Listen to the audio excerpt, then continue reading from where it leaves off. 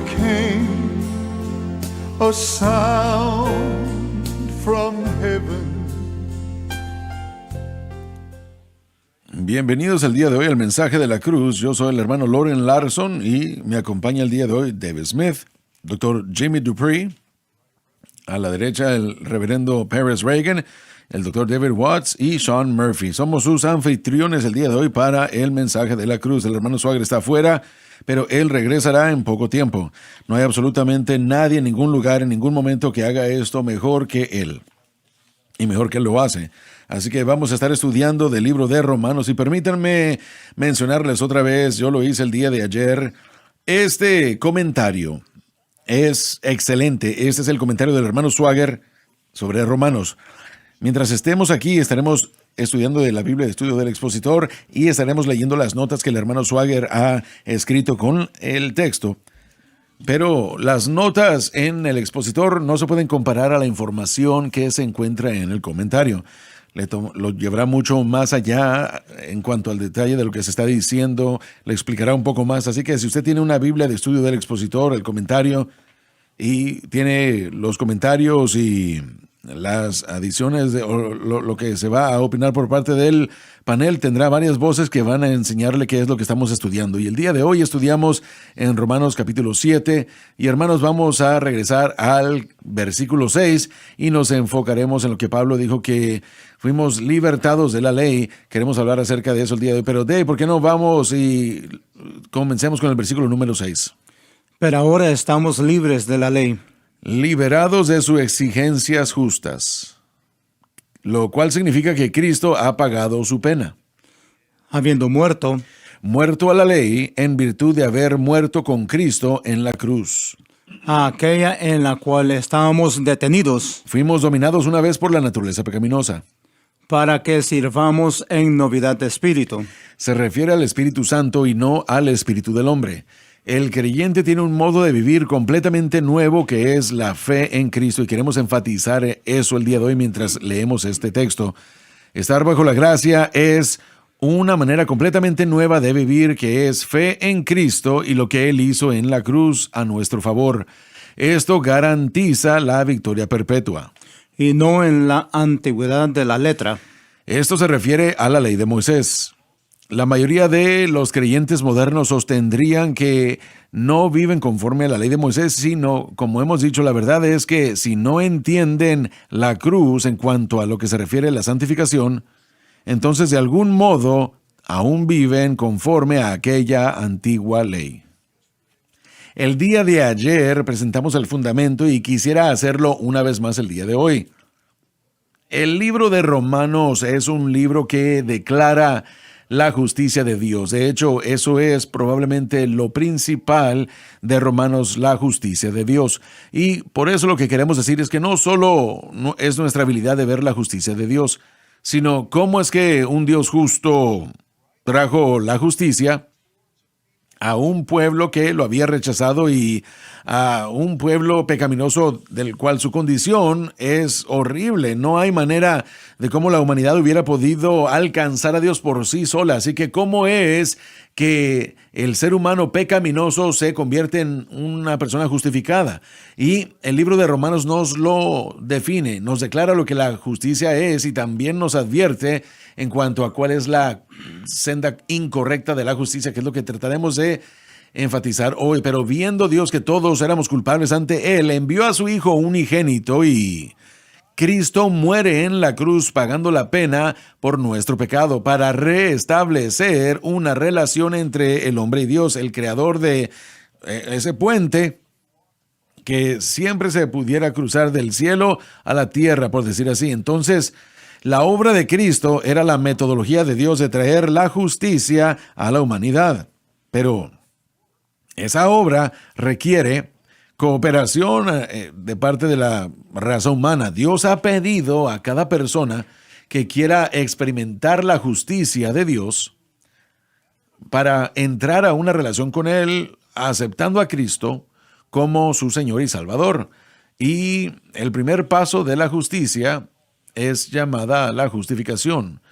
Esa fe exhibida en Cristo, quién Él es y lo que Él ha hecho, que de hecho hace que Dios declare legalmente que un hombre o una mujer, niña o niño, es inocente, libre de la pena del pecado, libre de la pena de la ley violada. Son justificados por la fe, y esa es la única manera de cómo una persona pudiera ser justificada. Pablo escribiría eso: por las obras de la ley, ningún hombre sería justificado. Entonces nosotros no podemos hacer nada para ganarnos la justicia de Dios. Por fe aceptamos a Cristo y se nos da instantáneamente una declaración de Dios en el tribunal del cielo, declarándonos legalmente inocentes de todos los cargos, la justificación. Pero la justificación no se detiene allí. Por causa de que nuestra fe está en Cristo y en lo que Él ha hecho, quién Él es y lo que Él ha hecho, la vida justa imputada de Cristo ahora es puesta en nuestra cuenta espiritual. Es como una cuenta bancaria que estaba vacía, o para ser honesto, que tenía un balance negativo. Pero al ser salvos, cuando por fe aceptamos a Cristo y lo que Él ha hecho, entonces Dios implanta esa vida perfecta y santa, sin pecado de Cristo, su justicia, a nuestra cuenta, y se ve como si eso hubiera sido lo que nosotros hicimos. Entonces ya no estamos tratando nosotros de justificarnos a nosotros mismos, porque somos declarados legalmente inocentes por Dios mismo, y la justicia de Cristo es imputada a nuestra cuenta. Y al mismo momento, en el mismo momento, eso cubre Romanos del 1 al 4 y 5,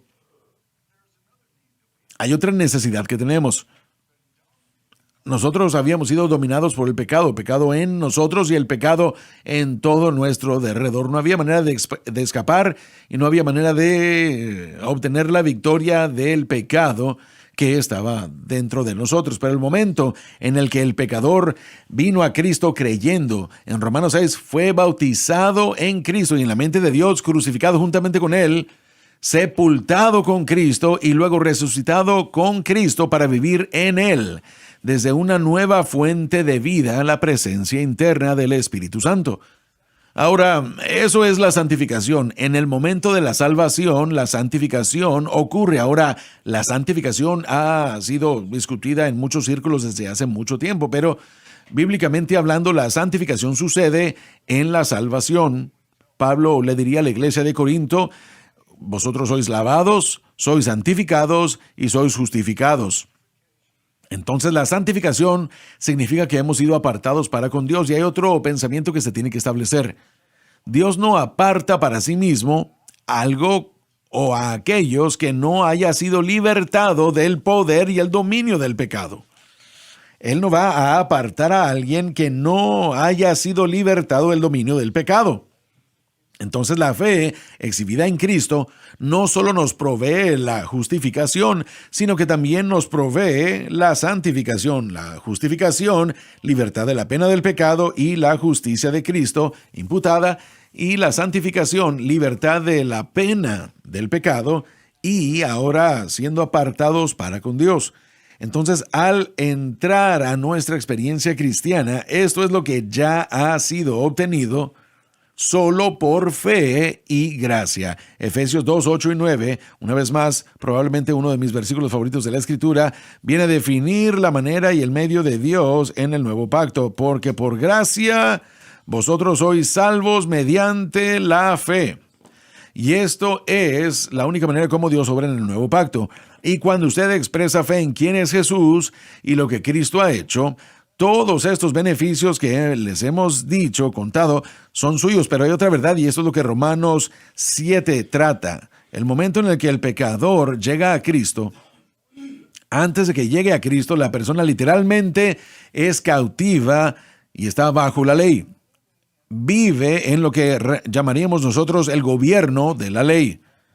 Ahora, eso tal vez sea la ley mosaica, pudiera ser también una ley religiosa, o muy bien pudiera ser la ley de la sociedad, pero lo que esto significa es esto: que toda su vida, el medio de justicia siempre ha sido establecida en su mente y corazón por lo que usted hace, por cuán bueno fue usted. Una vez más, si usted era un buen joven, un joven que tenía todos los elogios de los maestros, si usted era un hombre, un joven malo, era enviado a la oficina del director. Entonces, basándose en su actividad, usted era justo o no justo. Y esas tres leyes que les acabo de mencionar, la ley de Moisés, la ley religiosa y la ley civil, ataban al hombre a este camino y este medio de justicia de obrar para ser justificado. Y así es como nosotros establecemos la justicia y lo que no era. El problema es que no había nadie que pudiera obrar para llegar a tener una relación con Dios. Entonces Dios no solo nos justificó, Dios no solo nos santificó, sino que Dios nos transfirió de estar bajo el gobierno de la ley y nos puso en el gobierno de la gracia. El gobierno de la gracia, Romanos 6:14, porque el pecado no se enseñoreará de vosotros porque no estamos bajo la ley, sino bajo la gracia. Los medios y el camino de la justicia no va a encontrarse bajo la ley, solo puede hallarse bajo la gracia.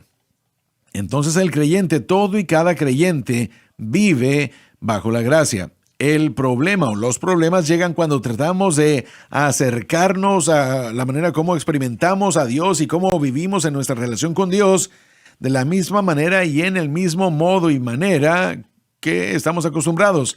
La posición base de nuestra mente es una mentalidad legalista. Queremos obrar para obtenerlo y decirle a Dios que nos hemos ganado algo y eso está inculcado en nosotros. Entonces la renovación de la mente tiene que ocurrir y Pablo escribe en Romanos 7 y dice que nos hemos muerto a todo este sistema de la ley mosaica, la ley religiosa, la ley de la sociedad, muertos a la ley por el cuerpo de Cristo. Y miren, al mismo momento que usted le dijo sí a Jesús, en el mismo momento que la gracia y la fe lo justificó, en el mismo momento en el que usted fue santificado, usted fue libertado de la autoridad y responsabilidad de todo y cada sistema de ley y fue extraído de la ley, puesto ahora en un sistema de gracia y ahora en el nuevo pacto, bajo el pacto de la gracia, bajo la ley de Cristo, y vamos a hablar de eso si es que llegamos a ese punto. Ahora operamos y tenemos que aprender a operar desde un punto de vista nuevo y un medio completamente diferente. No tenemos que regresar a estar como gente de la gracia, como gente que funciona bajo el gobierno de la gracia, como si fuésemos gente que está bajo el gobierno de la ley. Eso es lo que tenemos que volver a aprender. Y hermanos, me temo que la mayoría de la iglesia está tratando de vivir en este gobierno de la gracia, este nuevo pacto, basándose en el camino antiguo de la vida, la manera como solíamos ganarnos la justicia por lo que hacíamos. Y Pablo está enseñando en Romanos 7 que esto no puede ser, así que él nos ha dicho en el versículo 6, y pudiéramos regresar, ya estoy pasando mucho tiempo en la introducción, pero el capítulo 6, versículo 4 dice que que ahora estamos muertos a la ley por el cuerpo de Cristo. Y permítanme explicar esto, y de aquí avanzaremos. El estar muerto para algo no significa que yo morí por el sentido de que fui eliminado. Significa que mi relación a algo o con algo ha cambiado. La muerte cambia relación con la ley. La muerte también, al estar unido con Cristo, crucificado juntamente con Él, ahí es donde mi muerte ocurrió y ahí es donde la muerte ocurre, la cual me liberta de la ley. También es la muerte que me liberta del pecado, me liberta de la muerte misma. Así que al estar unido con Cristo he sido libre del poder del pecado, he estado libre de la autoridad y responsabilidad de la ley y estoy libre de la muerte, libre de la ley, libre por el cuerpo de Cristo. Estoy muerto a la ley por el cuerpo de Cristo. En el versículo 6 dice después que hemos sido libertados de la ley. Hermanos, ¿qué piensan ustedes que ese término libertado significa en realidad? ¿Qué es lo que esto le dice a ustedes en su vida para Cristo? Creo que para mí significa que ya no tenemos que estar bajo el dominio de la ley. Ya no tenemos que vivir. Como usted mencionó, muchas personas en la iglesia moderna están haciendo lo que el pastor Pérez habló ayer, están yendo hacia atrás en su historia de salvación, tratando como de hacer todas esas cosas buenas, guardando la ley después de la salvación, pero no estamos ya bajo ese dominio ni su poder. Hemos sido libertados porque hemos muerto con Cristo. Ahora no estamos bajo el poder de la ley, sino bajo la gracia, ¿no? Así es. Entonces, ¿significa esto que no soy responsable en lo absoluto a la ley mosaica? No, iba a preguntarle esto. Me encontré con una lectura y en Juan capítulo 1, versículo 17, porque la ley fue dada por Moisés, pero la gracia y la verdad vino por Jesucristo. Si usted ve en pantalla y en las notas del hermano Swagger, dice, lo proclama él como el representante del que guarda la ley para toda la humanidad. Para todos aquellos que creían, la ley manifestó al hombre lleno de maldad y el Hijo lo libertó lleno de bien. Entonces ahora Cristo es el que nos representa y guarda la ley de acuerdo a este verso. Entonces, ayer, ¿qué actitud tiene el creyente ahora que estamos en Cristo?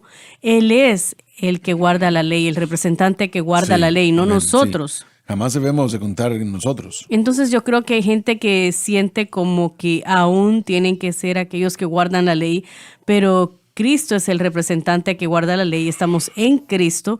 Entonces, una vez más, no estamos disminuyendo lo que la ley fue, y lo hablamos ayer, cuál fue su propósito, por qué Dios la estableció, pero nosotros ya no somos esos que guardan la ley. Cristo es el que guarda la ley.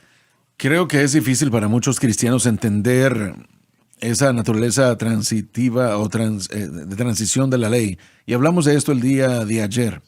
Pérez, le preguntaría a usted una vez más, usted ha estado enseñando Gálatas y Gálatas 3, que trata con esto enfáticamente.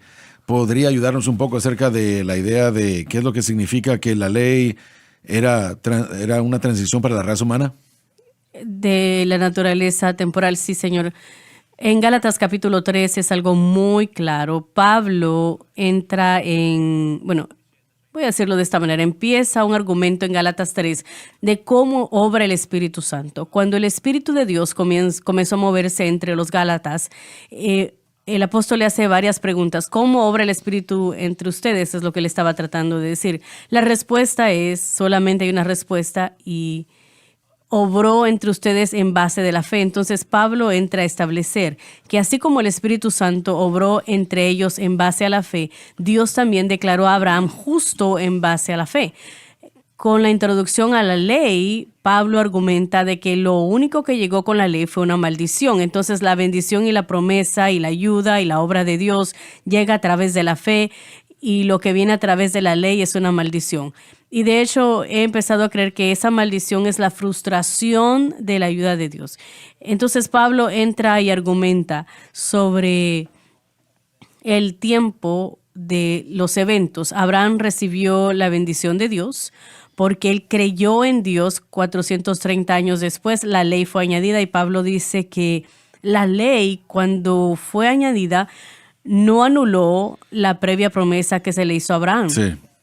Queriendo decir que la introducción de la ley no era para cambiar la manera como Dios trata con la humanidad. Y recuerde que la promesa de Abraham era la promesa de la humanidad, porque lo que de hecho se iba a recibir como por esa simiente que traería bendición a todas las naciones. Así que esto no es solamente una promesa a Abraham y a la raza judía. Esta es la promesa de Dios a toda la humanidad.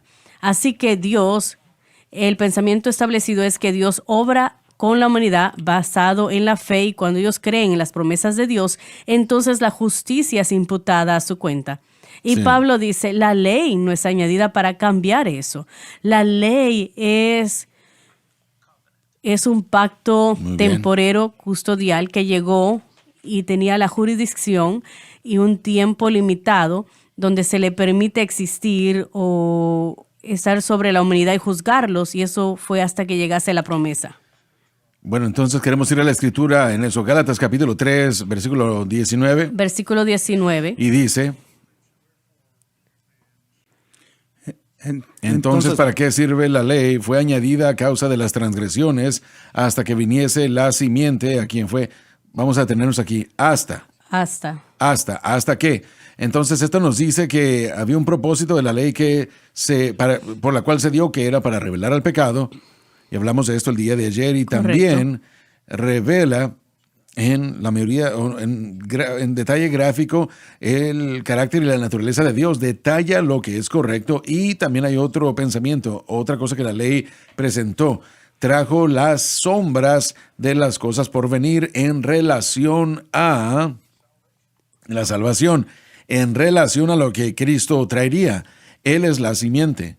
Correcto, de la que se habló en Gálatas capítulo 3. Pablo lo declara. Sí, entonces Cristo es la simiente y la ley vino para presentar, no solamente fue un artículo o una cosa, pero primordialmente vino a definir a la humanidad como culpable del pecado.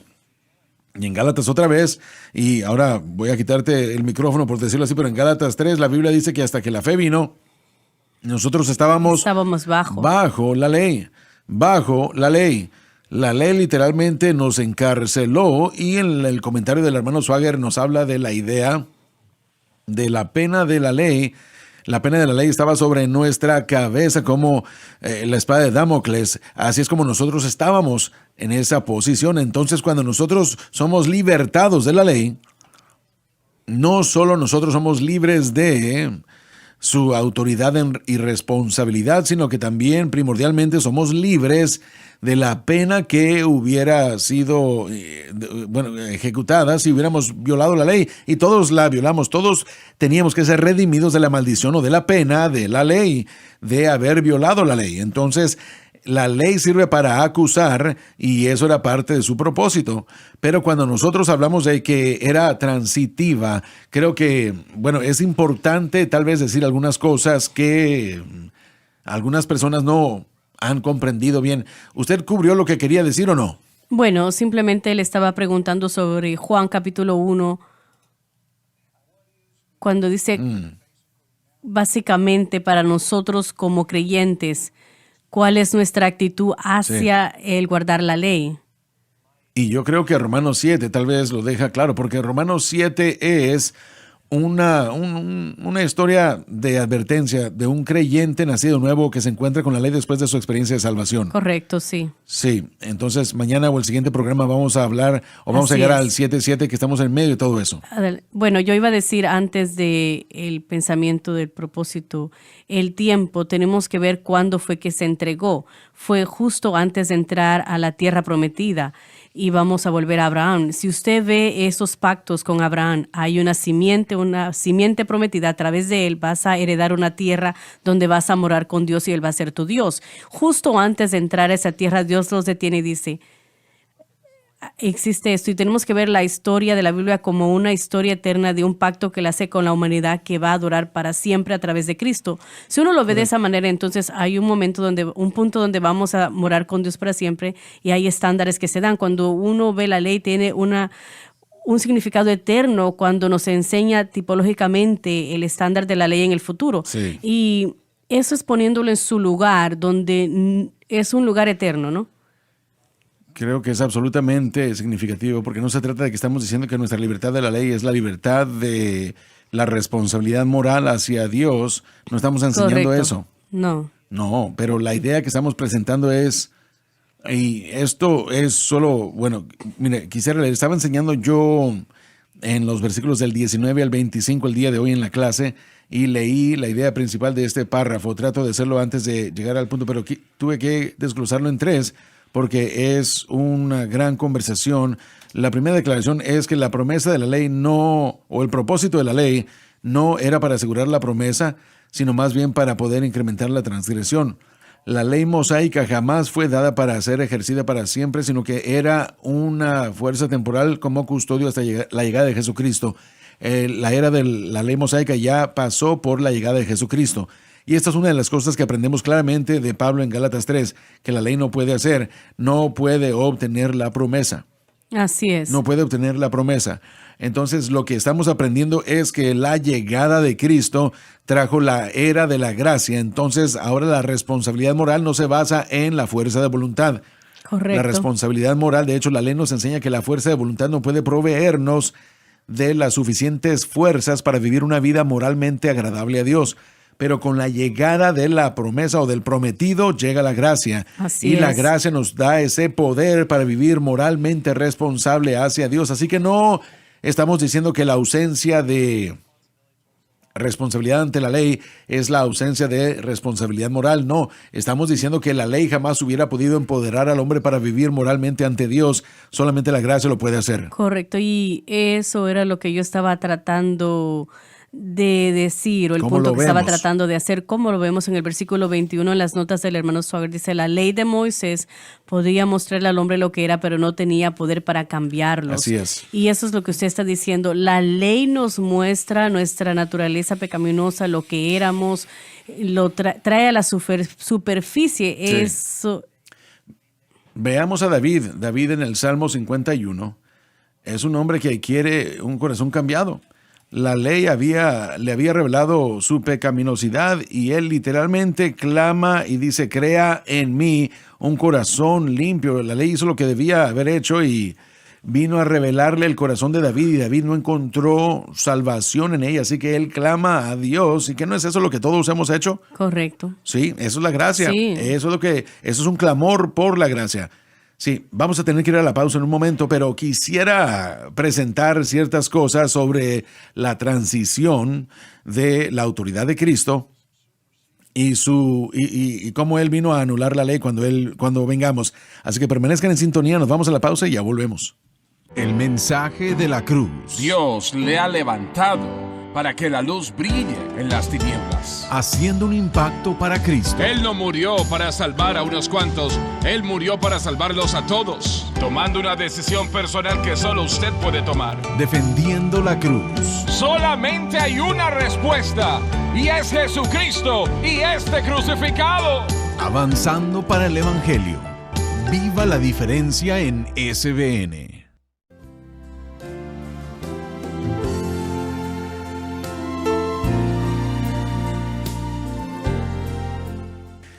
Ya, mire, estamos hablando el día de hoy de Romanos capítulo 7, versículo 6, donde Pablo escribe al creyente y le dice, pero ahora estamos libres de la ley. ¿Y qué es lo que esto significa?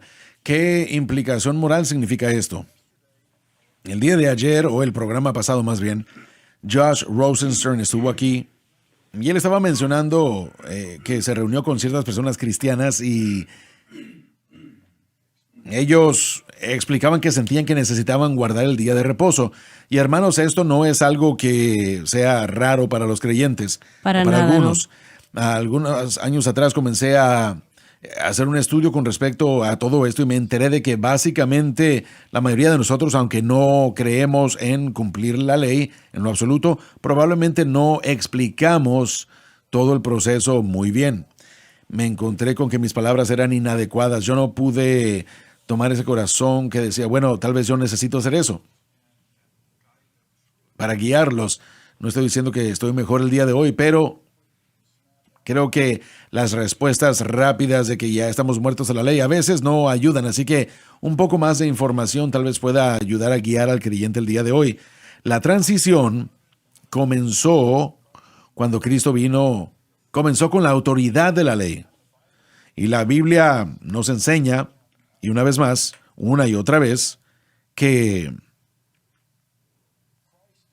Cristo es el fin de la ley, y eso era correcto, eso era bueno, pero lo que teníamos que entender era que todos los profetas y la ley, y eso está en Mateo 11:13, todos los profetas y la ley profetizaban hasta que llegó Juan. Entonces la ley literalmente fue dada por Moisés y fue la voz de autoridad de Dios ante todo el mundo. Era la revelación de Dios de sí mismo. Y en Lucas 16 la Biblia dice que la ley y los profetas eran hasta que llegó Juan. Entonces, así como tenemos a ese hasta en Gálatas 3:19, aquí tenemos otro hasta. Juan fue el último profeta del antiguo pacto.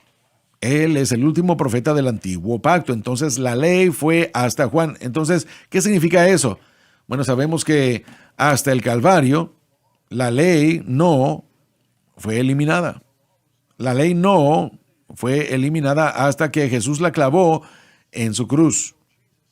Entonces Jesús vivió bajo la ley y la ley aún estaba siendo obedecida, estaba siendo ejercida por Cristo mismo. Mientras él vivió, esta ley la obedeció. ¿Qué significa esto? Bueno, Hebreos 1 nos da un poco de vista, un poco de opinión sobre esto. Y Hebreos dice, Dios que en otros tiempos y en otras maneras habló en tiempos pasados bajo los padres, habló por el Padre ante estos profetas, en estos últimos días nos ha hablado por su Hijo. Entonces, cuando Cristo llega a la escena, su voz comienza a anular la autoridad de Moisés. La voz de Jesús se convierte en la voz autoritativa de Dios para el mundo. Él era la cuarta fuente de revelación de parte de Dios, enseñándonos acerca de Dios. Y lo que Jesús dijo era más de autoridad que aún lo que Moisés dijo. Y algunos tal vez van a tener un ataque cardíaco por esto, pero Moisés mismo dijo y enseñó en Deuteronomio 18 que vendría uno de entre los hermanos a quien Dios levantaría, y él dijo cómo él pondrá sus palabras en su boca y él las hablará. Y todo aquel que no escuchare sus palabras, que él les hablará en mi nombre, yo se lo requeriré a él. Entonces Moisés dijo que venía uno. En el futuro venía una simiente, venía una voz de autoridad que era más grande que la mía, y más les vale ponerle atención a quién él es y lo que él ha dicho. Cuando Jesús llegó, el pueblo hablaba constantemente entre ellos sobre el tipo de autoridad con el que ellos le escuchaban hablar, y creo que a veces nos confundimos en lo que ellos querían decir. Ellos no estaban diciendo de que él habló poderosamente, y no es que no lo hubiese hecho. Creo que a veces tenemos esta idea de que era una voz fuerte que traía la presencia de Dios de la misma manera que tal vez lo consideremos en un servicio de un culto hoy en día, pero lo que se estaba refiriendo era de cómo él hablaba. Él no decía cosas en aquel tiempo. Los rabinos de aquel tiempo citaban a previos comentaristas de la ley judía y decían, bajo la autoridad del rabino, bla, bla, bla, decimos esto y lo otro. Entonces la autoridad que ellos proclamaban era la autoridad de previos rabinos antes de ellos. Jesús dice cosas como lo han escuchado dicho en la ley. Yo os digo. Así es. Y cuando hablaban de la autoridad, literalmente estaban hablando de que él está proclamando hablar literalmente a favor de Dios o a favor de sí mismo. Entonces, cuando lo escuchan hacer ese tipo de declaraciones y están diciendo qué autoridad tiene este hombre, literalmente nunca habían escuchado a nadie enseñar la palabra de esta manera que Jesús la está enseñando. Él proclama autoridad y la calidad con Dios de la manera que él enseña. Sí. Como el hermano Larson dijo, estos son 1500 años de ley. 100%, y ahora él sí. viene, llega a la escena y la gente religiosa dice, bueno, espera un momento, no, esto está poniendo todo de cabeza. Correcto. Esto es todo lo que hemos conocido todo este tiempo y esto es algo grandísimo. Decir que usted tiene más autoridad o que es más grande que Moisés, eso es, correcto. Bueno, eso, antes de que Moisés fuese, yo soy. Y algunas personas se enojaron, ¿verdad? Claro que sí. Y Marcos abre su evangelio en el 2 capítulo con aquel hombre que lo están bajando por el techo y le dice sus pecados son perdonados, que es igual a Dios, y ellos están diciendo eso es blasfemia. Y entendiendo el pensamiento, él dice, no, yo tengo poder, yo tengo la autoridad para probarles a ustedes que yo tengo el poder de perdonar pecados, que soy igual que Dios. Toma tu lecho y anda. Esa autoridad existe en él y su autoridad es la que anula, y esa palabra de hecho es muy importante, de hecho significa tomar el lugar de una persona o una cosa que solía estar en autoridad. Viene y sube por encima de la autoridad que existía antes. Nunca ataca la fábrica de la ley, por decirlo así, el tejido de la ley, sino que literalmente se traduce correctamente el significado de la ley que Dios quería para que su pueblo viera. Y aún las exhortaciones de la vida justa, de repente ya el estándar subió más. En otras palabras, había una justicia más alta que él comenzó a declarar y proclamar. Esta es la autoridad de Cristo. Pero lo hermoso de lo que está pasando aquí es que yo no solo soy libertado de la ley, sino que también soy libertado de la ley para quedar atado a esta autoridad más alta, para que yo pueda estar atado a Cristo. Miren, la gente nos escucha y dice, bueno, ustedes ustedes quieren vivir inmoralmente. La ley es una fuente de información de la que podemos cegar con respecto a la naturaleza y el carácter de Dios. Y la naturaleza y el carácter de Dios nunca cambia. Así que si Correcto. Dios aborrecía el asesinato el día de ayer, lo odia el día de hoy. Si Él está en contra de mentir el día de ayer, está en contra de mentir el día de hoy. Ese aspecto de la naturaleza y el carácter de Dios no han cambiado.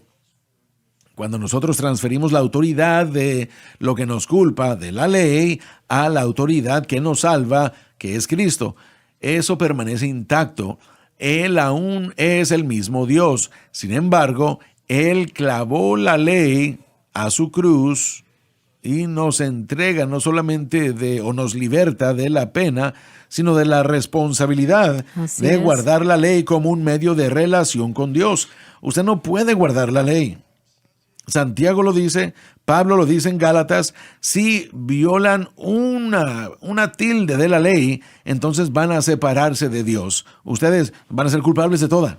Puedo traer este pensamiento y Claro, adelante. no nos va a llevar tan atrás, favor. pero es algo que esta transición de un pacto a otro pacto es algo que el Antiguo Testamento claramente nos declara que iba a Absolutamente. suceder.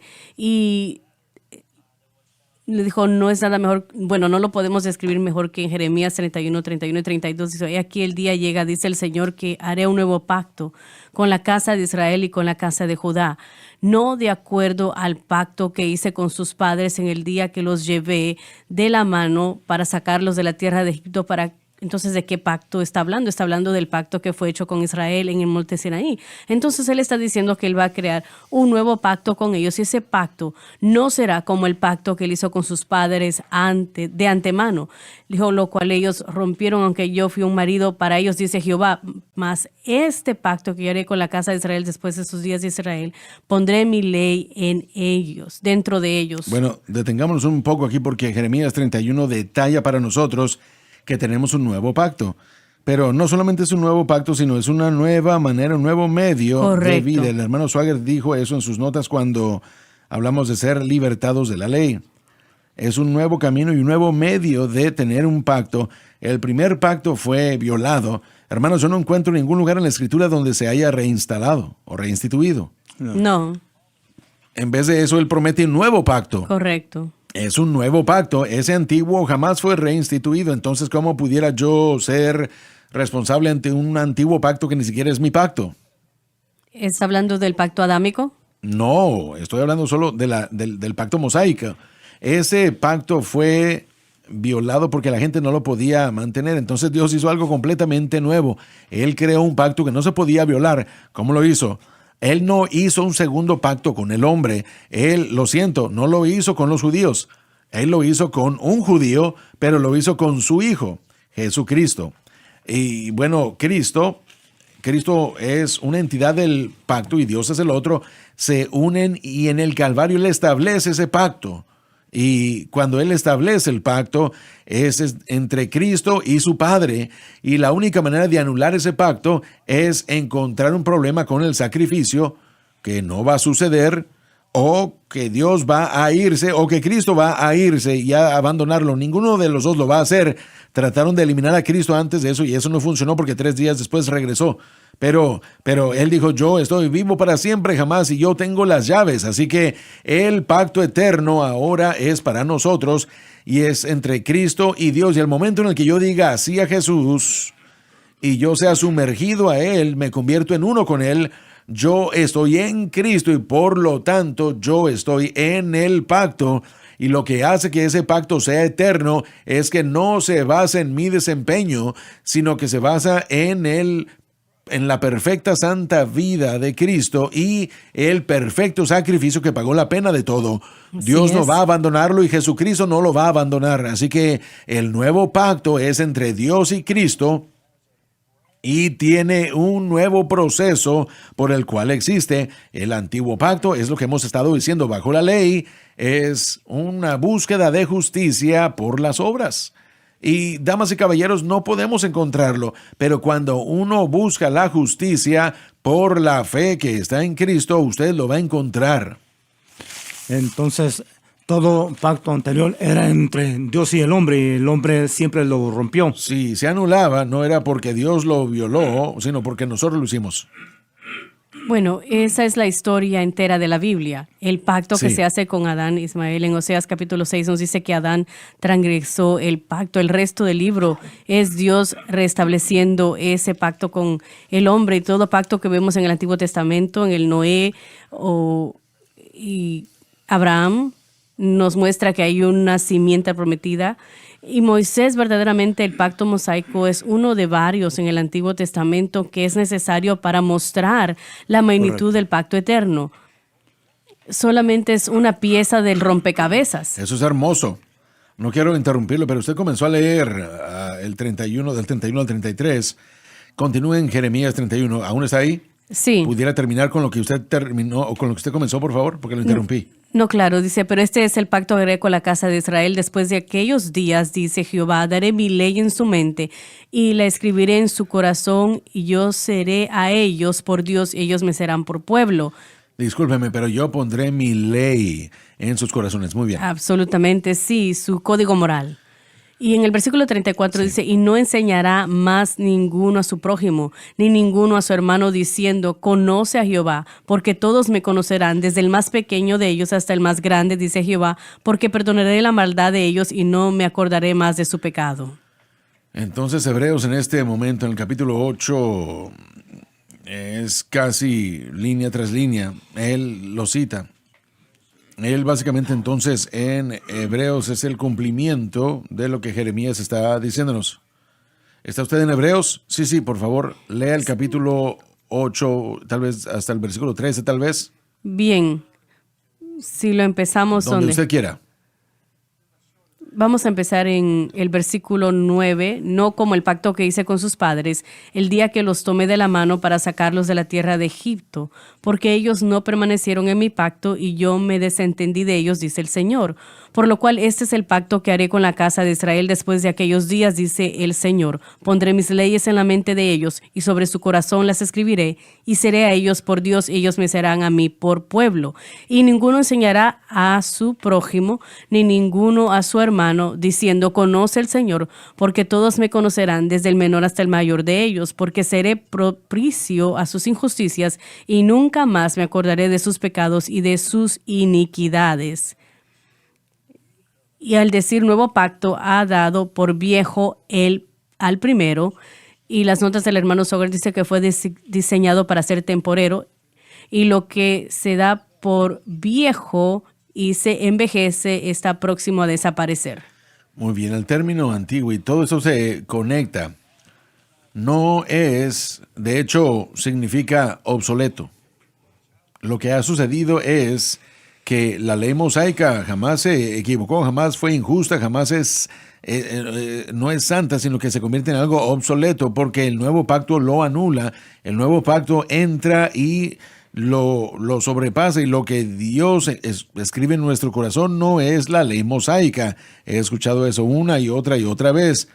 Es un nuevo pacto con un código moral que es más eficiente y más completo que la ley mosaica hubiera podido ser. La cruz, ahora no estamos escribiendo la ley mosaica en nuestro corazón, sino una nueva ley en el Calvario, ¿no? Sí, usted está tomando esa voz de autoridad de Cristo, que es la voz del nuevo pacto. Usted está tomando sus enseñanzas, está tomando su vida, tomando las bienaventuranzas, añadiéndolas al código moral. Está tomando todo lo que el nuevo pacto dice porque son la voz de Cristo extendida.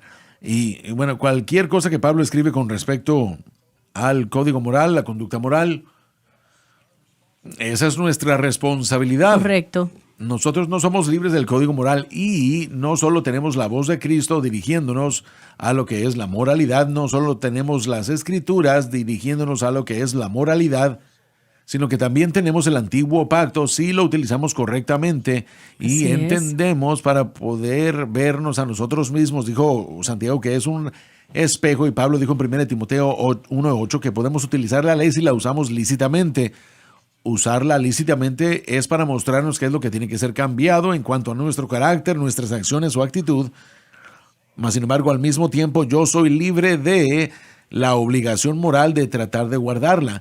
Entonces yo puedo aprender de la ley, puedo aprender de las Escrituras, puedo aprender de la enseñanza de Cristo, puedo aprender de los apóstoles, pero el jefe o el patriarca de todo, es que el momento en el que el pecador creyente nace de nuevo, no solamente la persona es transformada y transferida de estar bajo la ley y condenación, sino que ahora es transferida y llevada hacia la gracia, regenerado, y el Espíritu Santo, que es Dios, entra al interior de la persona y comienza a guiar inmediatamente. Dios viene a regenerar y crear el espíritu del hombre y pone su espíritu dentro del hombre e inmediatamente comienza a enseñar las cosas de Dios también.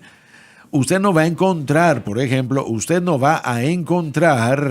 en ningún lugar escrito en la Escritura, no vas a quejarte con tu mesera cuando sea lenta. No, yo no lo he encontrado aún, pero yo he estado en esa posición un par de veces y por supuesto yo no lo he hecho, solo veo a la gente que lo hace, pero, Sí. pero de repente usted hizo algo malo y en el interior el Espíritu Santo viene y comienza a disciplinarnos y me dice, no lo creo, no hagas eso. Ese es el poder del nuevo pacto, ese es el Correcto. poder de ser libre de la ley, para que podamos encontrarnos con toda la enseñanza y la dirección del nuevo pacto. Tienen que estar muertos a la ley para estar vivos ante Cristo. Tenemos que estar muertos a la ley para poder vivir una vida de acuerdo al nuevo pacto y sus procedimientos y para poder vivir con los beneficios del nuevo pacto. Entonces, cuando Pablo comienza a enseñar en Romanos 7, los problemas que tenemos, hermanos, aprendiendo cómo vivir para Dios como cristianos, es que queremos regresar a los caminos y medios antiguos de justicia. Pero este nuevo pacto, que fue establecido por nosotros por lo que Cristo hizo en la cruz, y yo sé que ustedes se cansan a veces de que la gente dice que se trata de la cruz, pero es la cruz. La cruz hizo todo esto disponible. Nos puso bajo la gracia, nos libertó de la pena de la ley, nos libertó de la maldición de la ley, nos libertó de la autoridad y la responsabilidad de la ley. Pero pecaremos porque ya no estamos bajo la ley. ¿Qué dijo Pablo? En ninguna manera, ni siquiera que se nos ocurra, jamás suceda, porque la idea de la moralidad jamás ha sido más fortalecida que cuando una persona acepta los caminos y los medios del nuevo pacto.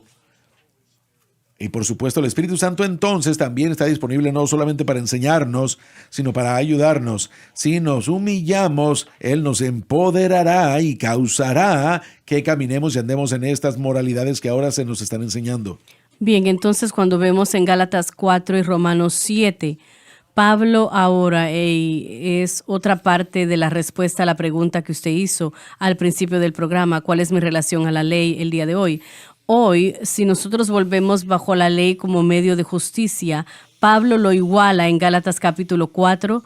Él dice de que nosotros éramos, antes de venir a Cristo, éramos hijos que estaban en atadura bajo los elementos del mundo. En el versículo 9 del capítulo 4 dice, ahora que habéis conocido a Dios o conocido de Dios, ¿cómo vuelves una vez más a esos elementos más débiles que deseas una vez más estar en esa atadura meses y años? Lo que Pablo está diciendo es que está igualando al creyente de Gálatas como alguien que adora a los ídolos como esos gentiles y lo iguala el volver a la ley mosaica hoy, casado con Cristo. Si usted casa a Cristo a la ley mosaica, lo que Pablo está diciendo que eso se iguala a el tiempo que usted pasó en idolatría en el tiempo pasado.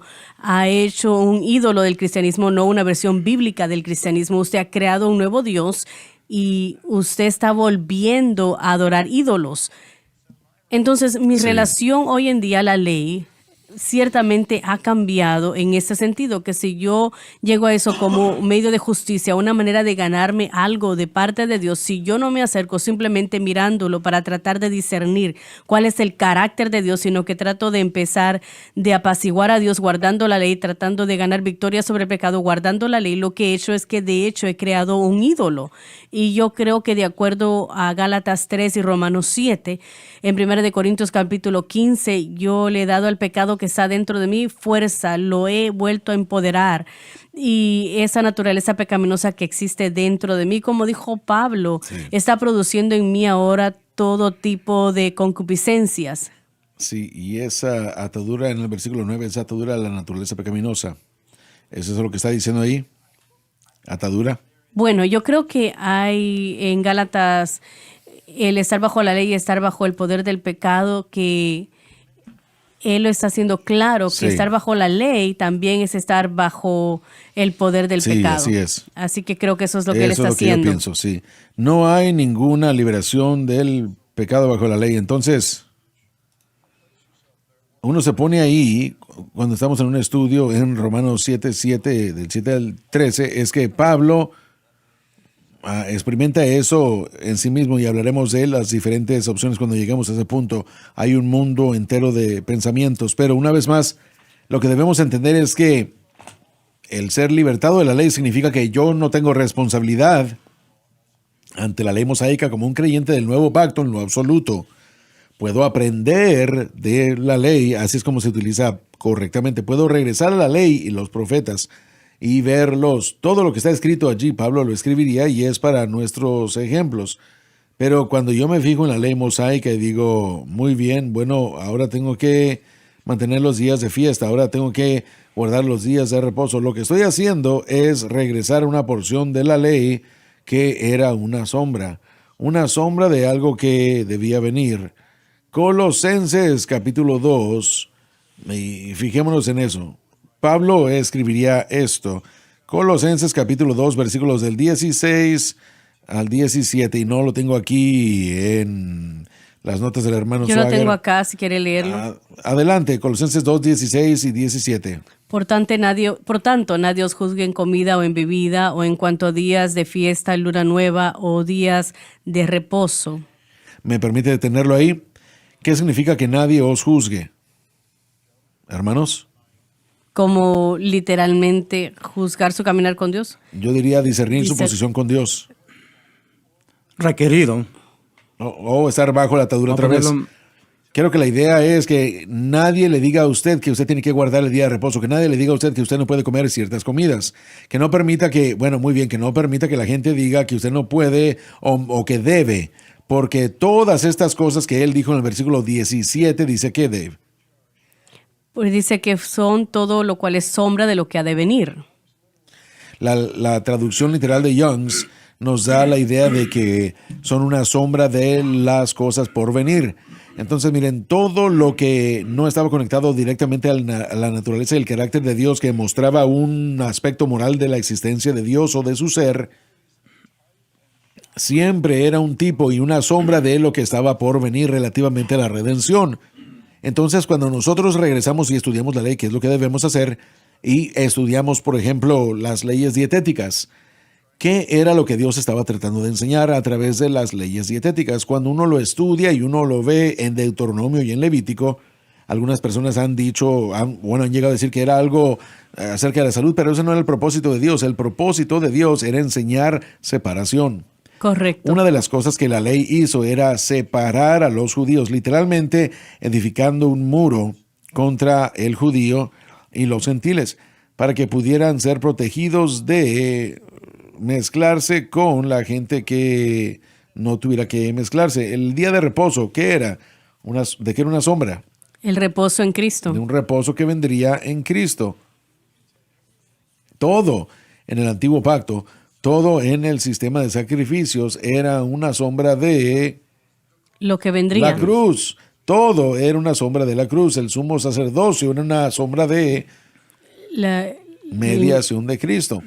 Todo y cada aspecto que estaba en la ley nos dirigía hacia Dios y su segundo pacto, este nuevo pacto que opera no por obras, sino por la fe y la gracia, con el beneficio del mover y la operación de ahora un Espíritu Santo interno en cada creyente, dirigiéndonos a ese reposo. Cuando leemos a Pablo, aún está predicando separación, salid en medio de ellos y apartaos. Y él separándonos de la ley mosaica, pero eso es teología o conducta del nuevo pacto. Correcto, sí. Pero ahora no es necesariamente exhibido en una ley dietética. ¿Qué tal la circuncisión? ¿Eso estaba bajo la ley? ¿Era un requisito? Sí. ¿Y cuál es el tipo y la sombra? La circuncisión del corazón. Sí, ¿ahora qué? Soy circuncidados con circuncisión hecha, no con manos. La experiencia del nacer de nuevo, todo en la ley, por eso es que podemos estudiarlo. Y por eso es que uno obtiene gran sabiduría en cuanto al carácter de Dios y la naturaleza de Dios. Eso es usar la ley correctamente, usar la ley lícitamente. Y recuerden esto, escúchenme por favor. Ay, me estoy emocionando, pero discúlpenme, pero si es una sombra, entonces hay algo que está parado delante de esa sombra. Miren, ¿saben qué está parado delante de ello? Cristo, porque Cristo es la realidad de toda la sombra. Cada sombra, todo en la ley nos dirigía a Cristo. La ley fue nuestro ayo, nuestro guardián, ¿de qué? Para guiarnos a Cristo. Entonces no solo definía nuestra pecaminosidad, ni tampoco el carácter moral de Dios nada más, sino que nos dirigía a la realidad de lo que vendría en el nuevo pacto, en el plan de redención de Dios. Entonces no hay duda. Ahora que Cristo ya vino, mi relación con la ley ha cambiado. Claro que sí. Muerto a la ley por el cuerpo de Cristo, he sido libertado de la ley, no libertado del código moral. Yo Correcto. tengo un nuevo pacto que viene a traer un código moral mucho más alto y viene con una fuente de poder. Así que si yo vivo por fe y gracia, fe en Cristo y la cruz, su poder, su misma vida puede comenzar a vivir en mí. Y al final del libro del Éxodo vemos a Moisés que está parado fuera del tabernáculo y Dios le llama desde la gloria, y esa separación del final del libro al 8º capítulo, cuando Dios le da la instrucción del sacerdocio, y entre eso vemos el sistema sacrificial. Sí. Lo que nos separa a nosotros de la presencia de Dios es el sacrificio. Siempre ha sido así, y la única manera que entramos y la única manera que tenemos el nuevo pacto Correcto. es entre esos 7 capítulos, como Sí, lo indican amén. esos 7 capítulos. Esa es la macronarrativa, ¿cierto? Esa es a larga escala. Y en el Calvario, cuando Cristo muere, ¿qué hace? Él rasgó todo ese Correcto. velo desde arriba hasta abajo para que ustedes y yo pudiéramos entrar a la misma presencia de Dios por fe, mediante la gracia. Damas y caballeros, han sido libertados de la ley, no para el pecado, sino para aceptar un código moral más alto y un poder más fuerte por el cual podemos llevar a cabo la vida cristiana apropiada. Amén. Amén. Amén. Así que emociónense, acompáñenos mañana, que va a ser un día maravilloso. Vamos a tratar de estudiar Romanos 7:7, por lo menos presentar la idea, o por lo menos el próximo programa, si es posible, y queremos que ustedes estén con nosotros. Díganle a alguien acerca del programa, emociónense y acompáñenos la próxima vez. Gracias por sintonizar el programa de hoy, El Mensaje de la Cruz. Vea los programas en nuestros archivos en watchsunlifetv.com.